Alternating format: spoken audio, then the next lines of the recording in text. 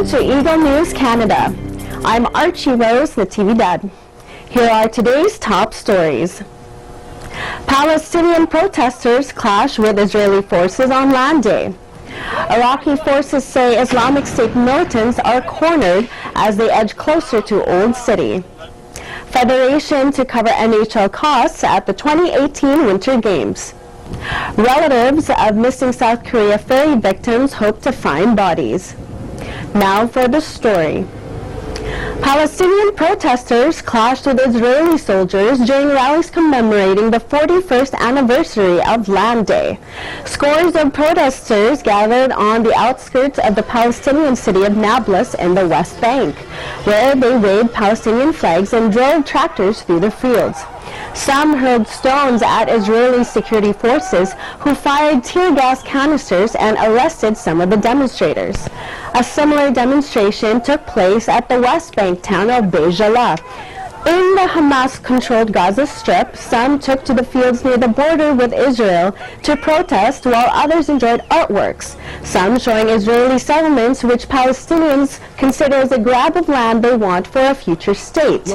Land Day is the day Palestinians commemorate the killing of 6 Arab citizens of the Jewish state by Israeli security forces during protests in 1976 over government land confiscations in northern Israel.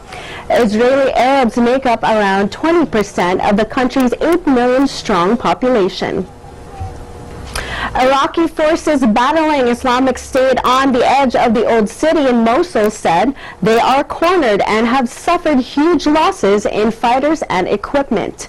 Government positions have reached as close as 500 meters to the Al-Nuri Mosque, from where Islamic State leader Abu Bakr al-Baghdadi proclaimed a caliphate nearly 3 years ago, across territory controlled by the group in both Iraq and Syria. Al-Baghdadi and other IS leaders are believed to have left the city, but U.S. officials estimate around 2,000 fighters remain inside, resisting, with snipers hiding among the population, car bombs, and suicide trucks targeting Iraqi positions. The UN and Iraqi authorities have been building more camps for civilians fleeing the fighting, but struggle to accommodate new arrivals, with 2 families sometimes having to share a single tent. The International Ice Hockey Federation, or the IIHF, has agreed to pay NHL players travel and insurance costs to try to lure them to the 2018 Winter Olympics.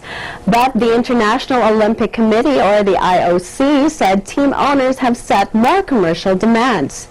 The NHL and the International Federation have been locked in talks over the world's best players' participation in the next year's games in Pyeongchang, South Korea, with team owners frustrated by the forced shutdown of the season for 2.5 weeks.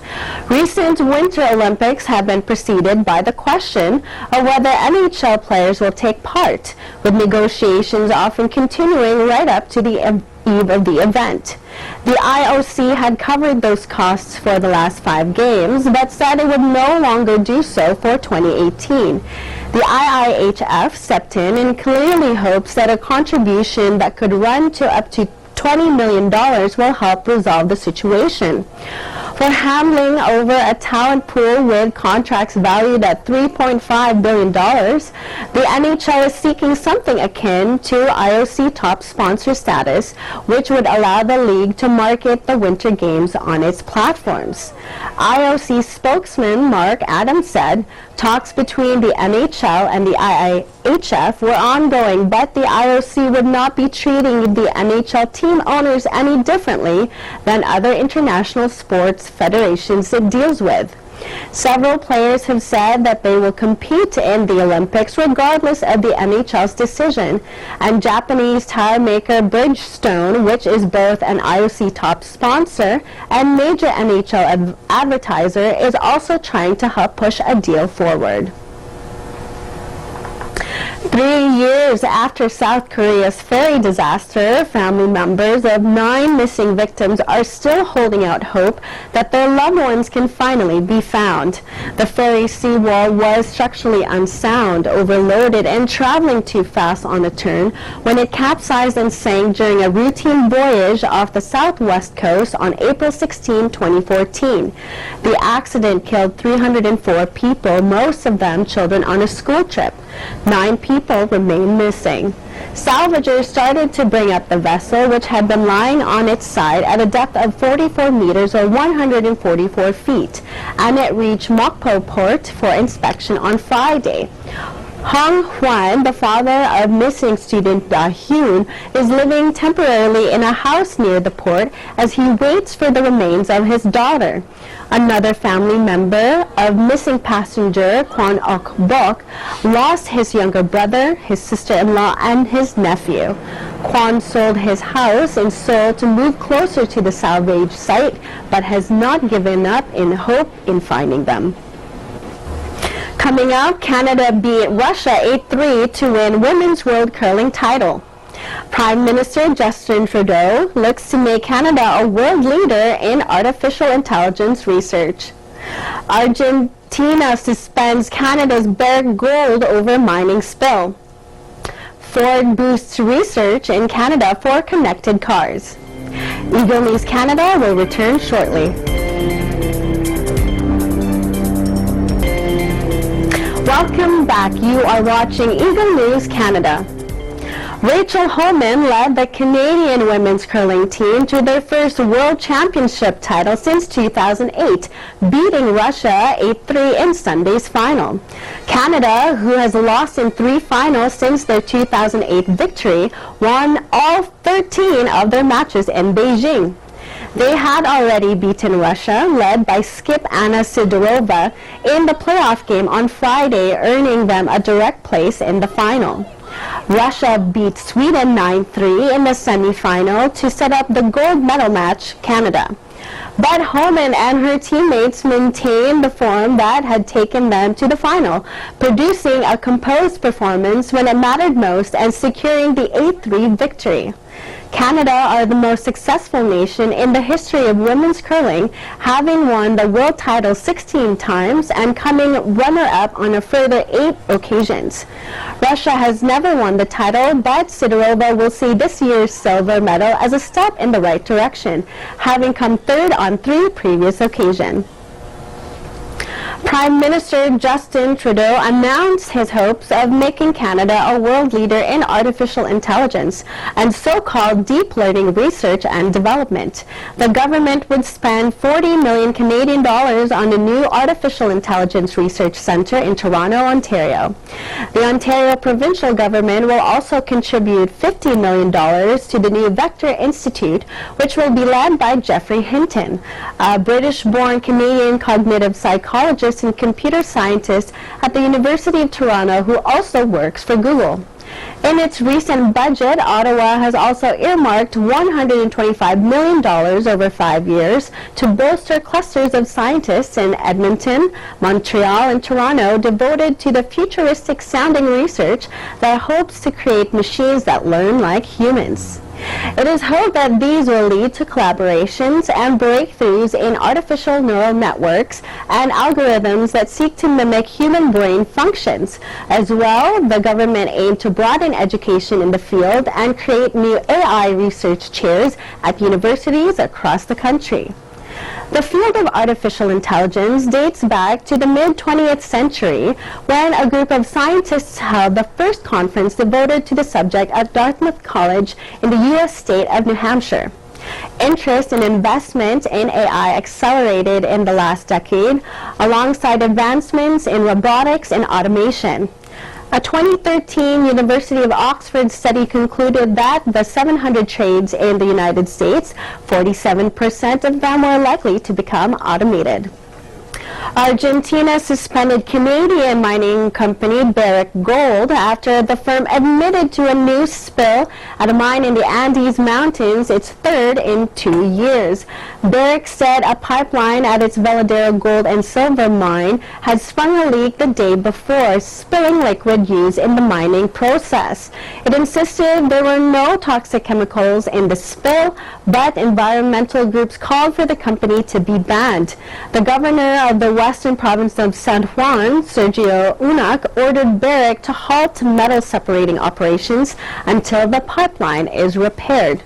A local judge backed that up in a separate ruling, saying the repeated spills at the mine suggested a failure of its hydraulic system.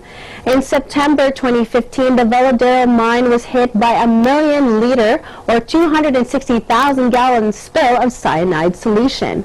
9 Barrick directors were charged over that spill, and the company had to pay a fine of $9.3 million. A year later, there was another cyanide solution spill, though the company insisted none of it came into contact with water sources or drainage channels. The Argentine Environment Ministry has sent a team of experts to investigate the latest spill. U.S. automaker Ford announced Thursday it will invest $500 Canadian million in Canada to create 300 research and engineering jobs amid its drive to connect cars to the internet. The governments of Canada and Ontario province also pitched in with grants of $102.4 million each.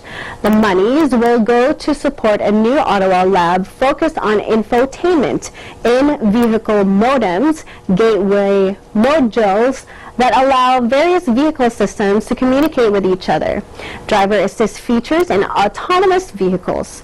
Also, Ford said it would increase staff at the facilities in Windsor and Oakville, Ontario, developing new powertrain technologies, alternative fuels, and lightweight materials for use in cars and trucks, as well as technology to capture industrial emissions and convert them into fuels. The Oakville facility and another in Waterloo, Ontario, will work in parallel with labs in the U.S. states of North Carolina and Florida. A further 100 jobs are being created in the United States. According to the Wall Street Journal, the new employees being hired by Ford from Canadian firm BlackBerry, which recently outsourced manufacturing of its smartphones to focus on software development. Ford's infotainment system uses software developed by QNX, a BlackBerry subsidiary, it noted. The new hires more than double the size of Ford's mobile connectivity engineering team. The global market for connected vehicles will exceed $131 billion by 2019 after growing 30% annually, according to a study by Transparent Market Research that was cited by Ford. Ford plans to equip 20 million vehicles with integrated modems over the next 5 years. The second largest U.S. car company had previously announced it would spend $700 million Canadian dollars to refurbish its Windsor and Oakville assembly plants. In the past 5 years, Ontario has produced more cars than any other province or U.S. state in North America, or about 50% of total passenger vehicle production, according to WIN. Up next, Raisa Manilid for a report on the Iglesia ni Cristo COS trip to the fire department. Tiffany Alisas is reporting on the Calgary Car Show. Eagle News Canada will be right back. Welcome back. You're watching Eagle News Canada. I am Archie Rose, the TV Dad. The young members of the Iglesia ni Cristo visited the fire department in Toronto, Ontario. Here's Raisa Manilid with more. The young members of the Iglesia ni Cristo in the local congregation of Toronto are raising awareness and acknowledging the great work of the firemen and women who serve the Etobicoke neighborhood every hour, every day. This activity is led by the elders and adult members of the local congregation of Toronto. Together with their parents and family, children met at the Toronto Chapel, located just down the street from the fire station. We'll start off by showing you the fire truck. You guys like fire trucks? Yes! That's good. Afterwards, the firefighters showed how they would respond if they received an emergency call. from coming down the pole to getting dressed up properly and setting up the right equipment. So that thing that Brent put over his mask there, it's called a flash hood. That's to protect all our skin just in. They also allowed the children to sit on the driver's seat and to wear some of the uniform and equipment. Do you see this? If you were to look at them, see how...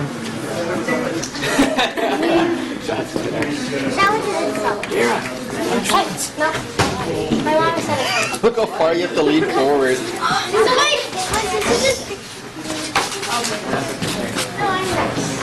So if I was searching for somebody... The firefighters also demonstrated how it would be like to rescue someone during a fire.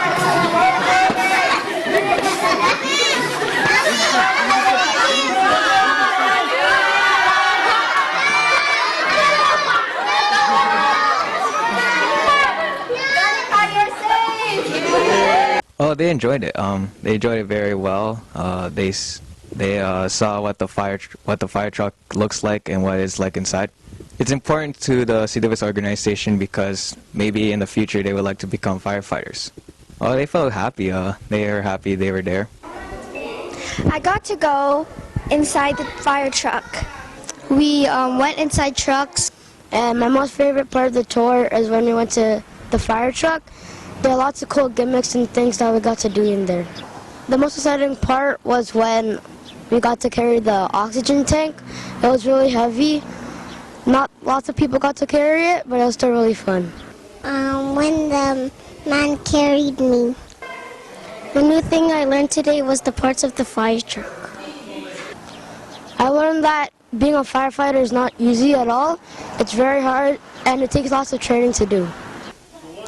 Being active members of the community is both a privilege and a responsibility. At a young age, members of the Iglesia ni Cristo learn how to acknowledge and appreciate those who keep their community safe. In this way, the young members of the Iglesia ni Cristo will grow up as grateful, supportive, and responsible members of the community. For Eagle News Service, this is Raisa Mangilit, your Canada Bureau. Thank you, Riza. The children seem like they enjoyed themselves at the fire department. Up next, Tiffany Alasasis reporting on the Calgary Car Show. The Calgary International Auto Show is titled to be the leading trade show in the entire region of Calgary. Here's Tiffany Alasasis for more.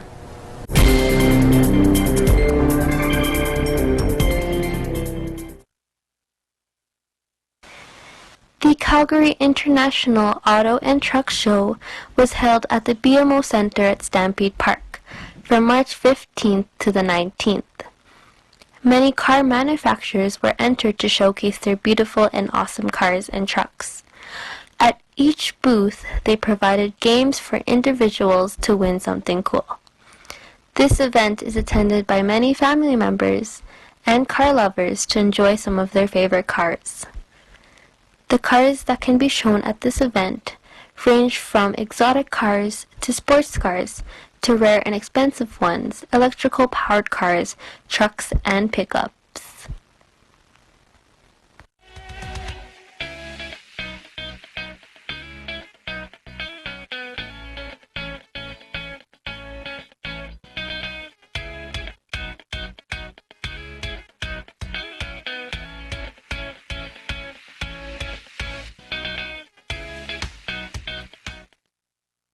This is Tiffany Alasasis, ABC correspondent, reporting here in Western Canada Bureau, and I'm one with 25.